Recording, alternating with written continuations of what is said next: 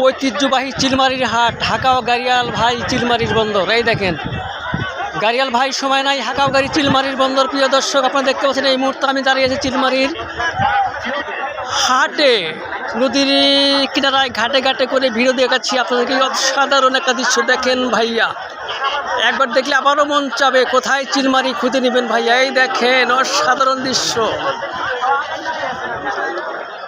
সবুজ গাছপালা, প্রকৃতির সবুজ রং, মানুষের কোলাহল, বিভিন্ন রকম জিনিস বিক্রি করতেছে।